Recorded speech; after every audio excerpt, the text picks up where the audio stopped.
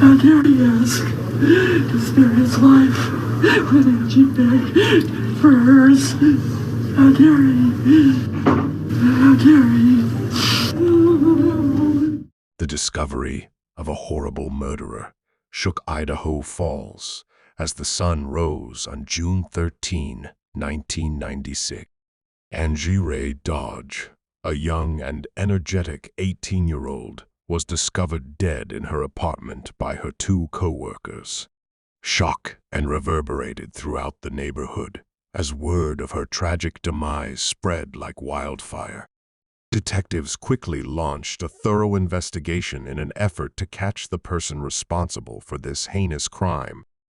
Eventually, a suspect emerged, and everyone believed that justice had been served. However, was the real offender caught? Hi, and welcome back to our channel. If you are new here, please consider subscribing, as it helps us motivate to create more intriguing content for you. Let's have a look at the 23-year-old twisted cold case solved by DNA. On the banks of the Snake River, in the southeast of Idaho, USA, is the city of Idaho Falls. It is renowned for its stunning natural surroundings, which include the close-by Yellowstone and Grand Teton National Parks. The Museum of Idaho, the Idaho Falls Zoo, and the Idaho Falls Riverwalk are just a few of the attractions in Idaho Falls. Idaho Falls is a wonderful place to visit for those who want to take in the beauty and charm of Idaho because of its friendly neighborhood and small-town atmosphere. Our narrative starts right here. December 21, 1977 was the birth of Angie Ray Dodge. She was the only daughter of Jack Roger Dodge and Carol Dodge, and the youngest of their 4 children. Those who knew Angie were always impressed by her knowledge, tenacity, and no-nonsense demeanor, which made her a force to be reckoned with. She didn't put up with people's trash, as her best friend Jessica Martinez described it. When May of 1996 arrived, Angie discovered herself in a difficult situation. She had just graduated from high school in Idaho Falls and was 18 years old. She had made up her mind that she would begin the next chapter of her life on her terms. As a result, Angie packed her belongings and left her parents' house during the 3rd week of the month. Angie's decision to leave her mother's home was accelerated by a dispute over a house rule that she and her mother had at some point. She moved into a quaint apartment on the 2nd floor of a dilapidated structure at 4441 I Street in Idaho Falls. Angie rapidly adapted to her new routine despite the difficulties that come with living alone for the first time. She worked during the day at a beauty salon in the heart of Idaho Falls, where her warm personality and flawless makeup application won over her clients. By night, she made her way back to her flat, where she savored her newly discovered liberty. Angie had been away from her family's house for 3 weeks, yet she was starting to feel the strain of being separated from her mother. So, on the evening of June 12, 1996, Angie made the decision to visit her mother. Angie kissed Carol when she opened the door, and for a split second, all the prior arguments were forgotten. As they caught up, the mother and daughter embraced and rocked back and forth in each other's arms.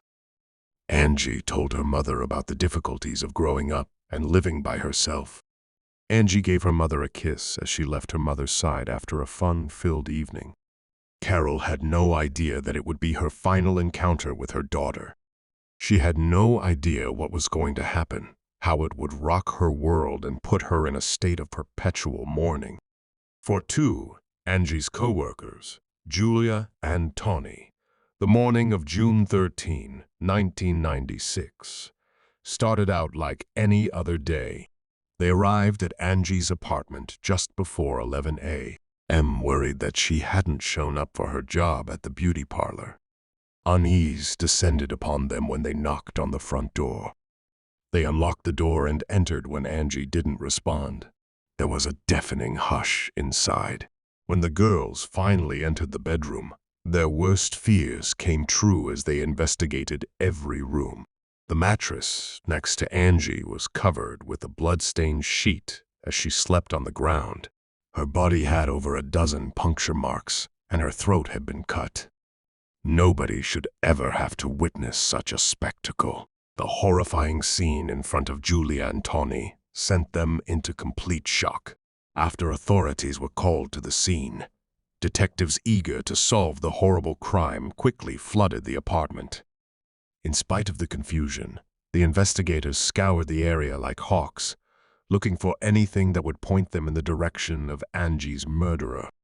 They noted that there was no sign of forced entry, which indicated that Angie was likely familiar with the culprit. They quickly gathered her clothes and bedding because they were ready to send them to the Idaho State Crime Lab for analysis. Angie's body was also removed in the background for an autopsy. The gruesome details of Angie's death were made clear during the autopsy. She had endured 14 stab wounds and cuts. DNA from her killer was discovered on her body. Angie was killed between 12:45 a.m. and 11:15 a.m. on the day her lifeless corpse was discovered, according to information gathered by investigators. People were in disbelief and rage when the news of Angie's death spread like wildfire. Her family was devastated and distraught, unable to cope with such a terrible loss. Who could have perpetrated such a horrific act against a young, innocent woman was the question on everyone's mind. This level of violence was unheard of in a community where everyone knew one another and crime was infrequent. The populace needed explanations, and they wanted them now. Detectives from the Idaho Falls Police Department, who were assigned to the case, started looking into Angie's murder right away. In an effort to uncover any information that would help them identify the murderer, they knocked on doors and questioned neighbors, acquaintances, family members, and co-workers. The department also collected DNA from a large number of individuals and compared it to the DNA on the body and at the site, but no matches were identified. Weeks after Angie's murder, there were still no conclusive leads, as the department appeared to be overwhelmed by the case's intricacy and high-profile character. The case looked to be going nowhere, and frustration was beginning to rise. Carol, Angie's mother, made the decision to intervene on her own because she felt powerless and impatient with how slowly the inquiry was moving. She handed out tens of thousands of brochures offering a $5,000 reward for tips, but there was little take-up. Unfazed, she began to walk the streets till the wee hours of the morning, asking anybody who would listen if they knew anything about her daughter's passing. Carol was prepared to do whatever it needed to bring her daughter's case to justice. One day, when the investigators got a break in the case, it appeared that Angie's murder investigation had reached a dead end. 7 long months after the murder of Angie, on January 5, 1997, a guy by the name of Benjamin Hobbs was taken into custody. Detectives couldn't help but notice the similarities between his crime and Angie's slaying after they discovered that he had been captured taking advantage of a lady at knife point in Nevada. Detectives learned that Benjamin was also from Idaho Falls and that he met Angie through a gang of young people known as the River Rats when they probed more into his past. This group frequently congregated near the riverside trails near Angie's apartment. The gang was familiar with Angie because she frequently visited the river. It didn't take long for Benjamin to be identified as the main suspect in Angie's case once all the evidence was in place. Detectives started compiling evidence against him, even bringing up 20-year-old Christopher Tabb, another of his buddies, for interrogation. The police thought that Tabb, who was Benjamin's best friend, could be able to provide important information. On January 7, 1997, Tabb was questioned, and at first, he denied any involvement in the crime. He admitted to authorities that Benjamin was not involved in Angie's death and that he had been out that night with another female. The detectives thought there could be more to the narrative, though. A few days later, on January 10, 1997, during his second interrogation, Tabb revised his account and acknowledged that Benjamin had killed Angie and had requested him for an alibi. The expression conveyed was that Tabb was compared to the waiting area downstairs, and it was possibly enjoyed. It should be clarified that the identity of the winner is unknown. The detectives, however, expressed dissatisfaction and continued to pressure Tabb. On January 15, 1997, Tabb's account changed once more. He now claimed to have been present when Angie was killed, along with Benjamin.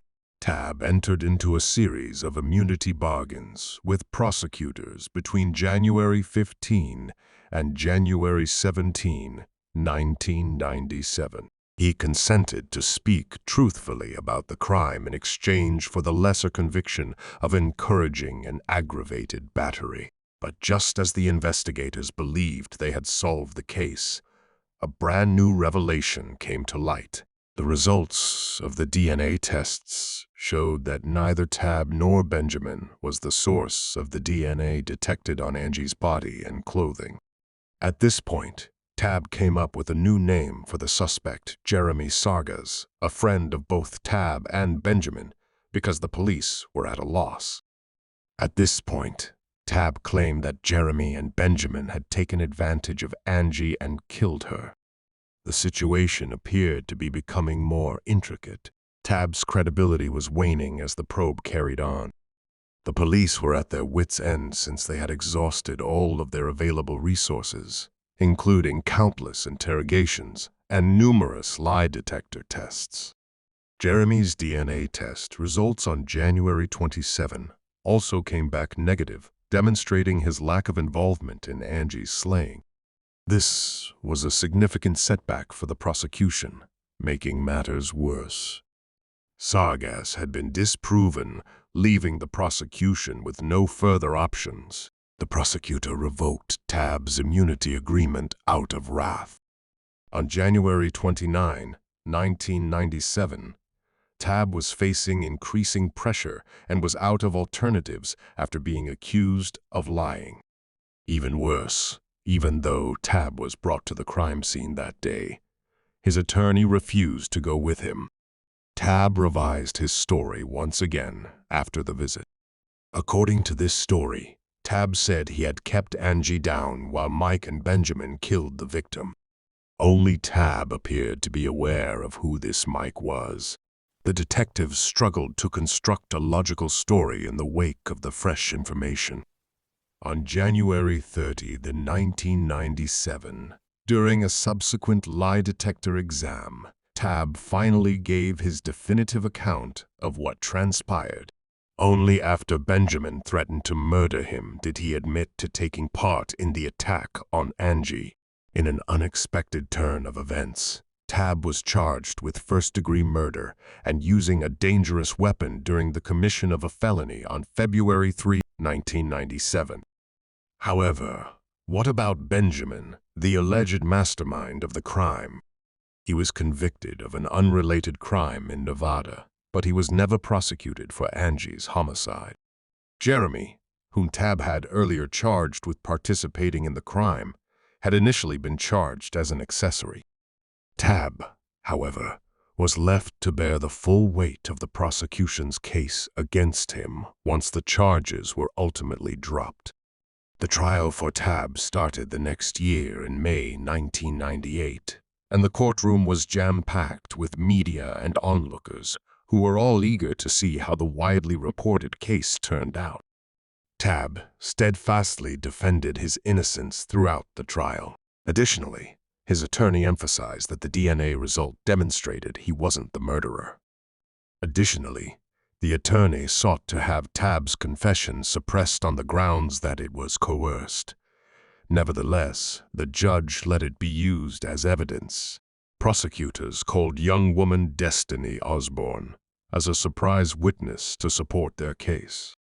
She recalled hearing Tab and Benjamin discussing the murder while at a gathering a few days after Angie was killed.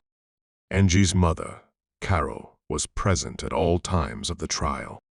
She occupied a seat in the first row and attentively listened to each testimony. There was no denying her sorrow, and she was committed to seeing justice done. She wanted Tab to receive the death penalty because she thought he deserved to suffer for the suffering he had caused her daughter. The jury's decision was unambiguous. As the trial drew to an end, Tab was guilty. Instead of imposing the death penalty on Tab, the judge decided to sentence him to 30 years to life in prison. Carol, the victim's mother, was utterly devastated despite the outcome. Throughout the trial, she had been dismissive of Tab, and as the decision was read, she walked out of the courtroom in annoyance. Despite Tab's conviction, she wasn't fully happy with the trial's outcome. Carol had a nagging suspicion that the tale was not as simple as it seemed. She was determined to learn the truth because she would not accept that Tab had acted alone. Knowing that the DNA at the scene didn't match Tab's only made her more determined to track down the real murderer. She was aware that the person who killed her daughter was still at large. The government officials felt the same way. As a result, they kept looking for further suspects whose DNA might match that collected at the crime site. Angie's murder inquiry appeared to have come to a halt as the years went by. Carol, however, never gave up hope that the person who killed her daughter would be apprehended. Over 10 years after Angie was brutally murdered, the DNA of the assailant was ultimately added to a national crime database in 2009. Despite this development, a match was still lacking. Then, though, Carol got a computer as an unexpected Christmas present. She immediately put it to use and learned that there was a business in Florida that could test DNA samples to determine the race of the donor. The mission was accepted by the police, and the results revealed that the unknown person was primarily Caucasian. This outcome gave detectives direction on what to look for. Carol's tenacity and steadfastness kept her searching for the truth despite the lengthy delay. In order to help uncover the person who killed Angie, she was determined to enlist the greatest and brightest minds. She eventually met Dr. Greg Hampton, a renowned forensic DNA scientist who created the Idaho Innocence Project, a group devoted to reversing and avoiding erroneous convictions. Carol made contact with Hampton at that time. He was already familiar with the slaying of Angie. In reality, Tab had already appealed in a letter from behind bars to the Idaho Innocence Project, appealing with them to look into his conviction. Carol was successful in convincing the Idaho Falls Police Department to try a unique strategy called familial DNA testing with the help of Hampton. This involves searching the Idaho Criminal Records database for anyone who might be connected to Angie's killer. Hampton suggested an even more audacious scheme, even though this approach was prohibited in Idaho, posting the crime scene sample to open databases. When detectives turned their attention to looking into Michael Ursey Sr.'s family, they soon became interested in his son, Michael Ursey Jr. Could this be the same Mick Tab previously referred to during his 1997 interrogation? The police learned that the younger Ursey was a filmmaker who resided in New Orleans after digging more into his past. His body of work included the gritty film Murder, Abelia, which was about a young woman being murdered. The police started to worry that Michael might have been responsible for Angie's death because of his taste in morbid movies. Over 18 years after Angie's death, in December 2014, Michael was taken into custody. Michael was taken to a police station close to the New Orleans Superdome by detectives from Idaho Falls and a Louisiana State police officer, where they began questioning him. The police learned throughout the interview that Michael had acquaintances in Idaho and was there at the scene of the crime. This was an important detail that led to questions. Detectives then drove Michael home after taking a cheek swab for DNA. The DNA match discovered at the crime scene allowed them to quickly find the solution, even though Michael was now their top suspect. His DNA was not found to match the crime scene sample until weeks later. The investigators working on the case were devastated by this information. They appeared to be starting over from scratch once more. They would not, however, give up on the new technique of analyzing family DNA, which had taken them so close to the truth. More than ever, they were determined to keep digging and find any lead, no matter how insignificant it might appear to be. They were determined not to let this case die a second time because they understood that cracking it would bring long overdue justice to Angie and her family. Carol was perplexed as all of this was happening. Despite having her concerns about Tab, she wanted justice for her daughter and just knew something wasn't right. She had actually spent a year immersing herself in 60 hours of interrogation material from Tab's case before Michael Ursi became involved. She watched the video and saw a number of alarming discrepancies in his explanation that made her wonder if Tab was actually innocent. Carol wasn't going to let him stay in jail. She then spoke with John Thomas, Tab's defense lawyer, and expressed her concerns about his guilt. Thomas was curious and eager to assist. He teamed up with Carol and sought the assistance of Stephen Dreesen, a famous authority on forgeries. Dreisen couldn't get rid of the suspicion that Tab had been coerced into confessing to a crime he hadn't committed when he watched the interrogation tapes. Then he discovered a damaging fact. During Tab's 1997 interrogation, the death sentence had been used as coercion. In order to obtain a confession, the police had played a risky game by hanging Tab's life in the balance. Dreesen started writing a paper outlining the police's coercive methods right away. In his assessment, Dreesen also came to the conclusion that there was no proof that Tab was at the scene of the crime or that he took part in the killing. After that, Dreesen got in touch with the Innocence Project of New York and asked them to collaborate with Judges for Justice and the Idaho Innocence Project. They began working closely to seek Tab's release from custody. As Tab's case increasingly took an unusual turn, change was in the air. In order to evaluate Tab's conviction, the prosecutor's office recruited a third-party investigator in 2015. The investigator's conclusions caused Tab's conviction to be shaken to its very core. He learned that the details Tab had provided during his questioning had been given to him by law enforcement. Even the claims made by the polygrapher during the tests were discovered to be coercive in nature. Despite this, the investigator was of the opinion that Tab was present when Angie was attacked and killed, but he questioned Tab's admission that he was personally involved in the crime. Tab's counsel submitted an application for post-conviction relief in May 2016, arguing that his confession was pressured and dishonest. This was a turning point for Tab. They believed that fresh DNA evidence would clear his name, but the prosecutor refused to move until Tab's attorneys and the neighborhood united in a potent show of support. They cried out for Tab's justice, and their voices got too loud to be disregarded. In the end, County Prosecutor Daniel Clark made Tab an offer. He could get out of jail, but he would have to live with his convictions and be put on parole for at least 10 years. Although it was an enticing proposition, Tab declined. No matter the cost, he was determined to cleanse his name and demonstrate his innocence.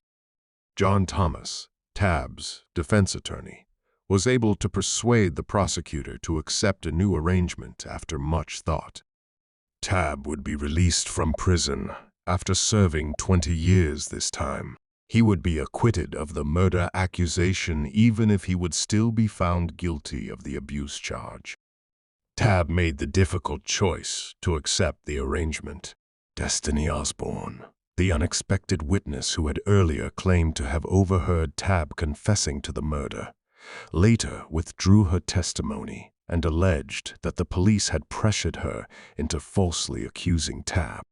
Her statement created greater concerns about the validity of Tab's conviction by adding to the growing body of evidence of coercion and dishonesty that surrounds his case. Finally, Tab was released from prison on March 22, 2017. But despite his newfound freedom, he continued to bear the stigma of having been found guilty of murder. Worse yet, the neighborhood was on edge and in need of explanations due to the fact that Angie's genuine killer was still at large.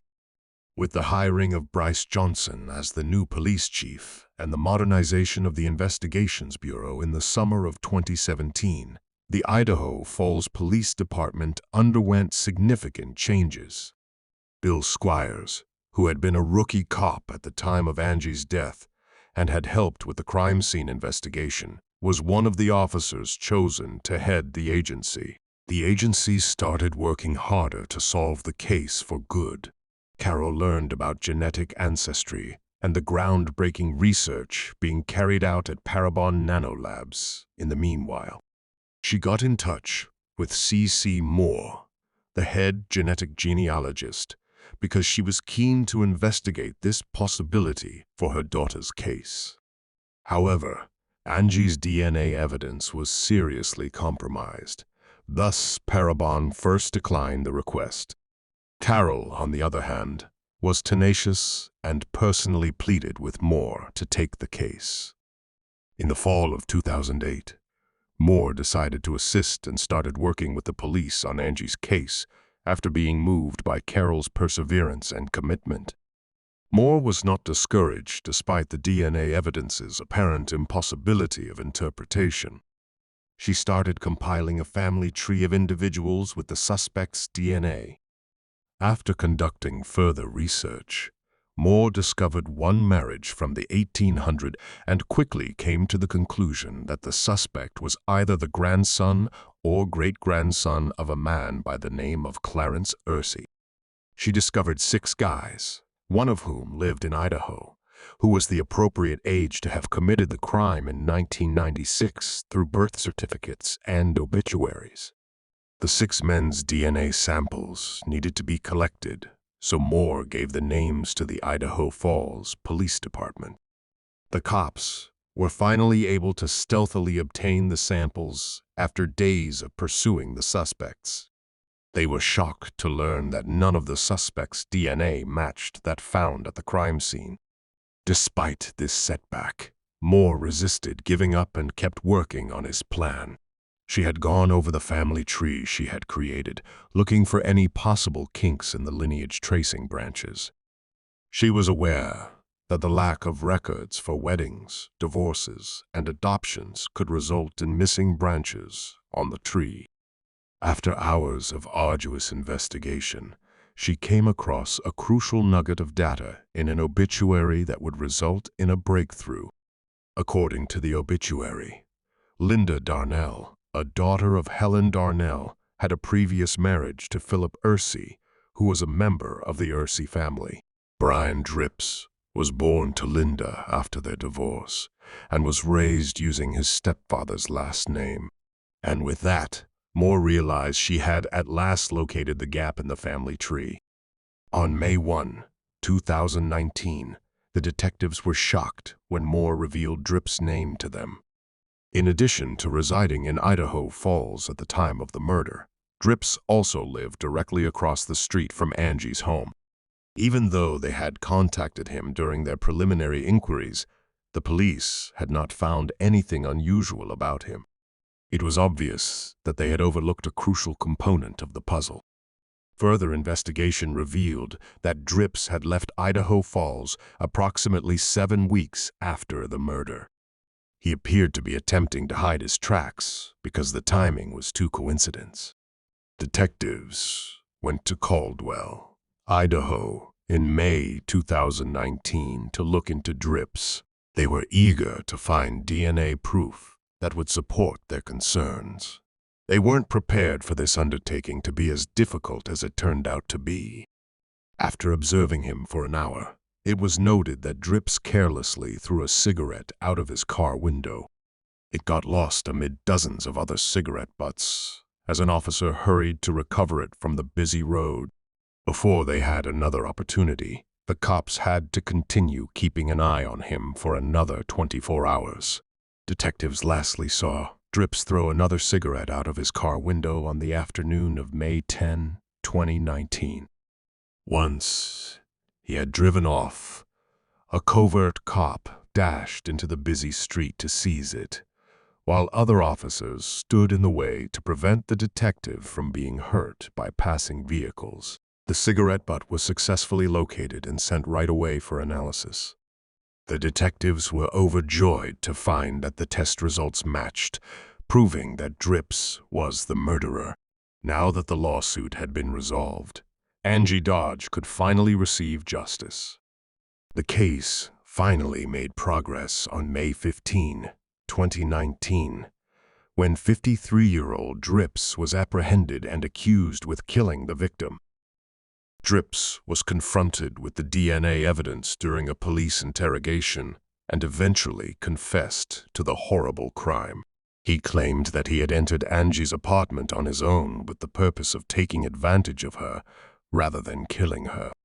He also asserted that he was unaware of Tab, who had already been found guilty of the crime. On July 17, 2019, Tab's murder conviction was overturned, and justice was finally done for him as well.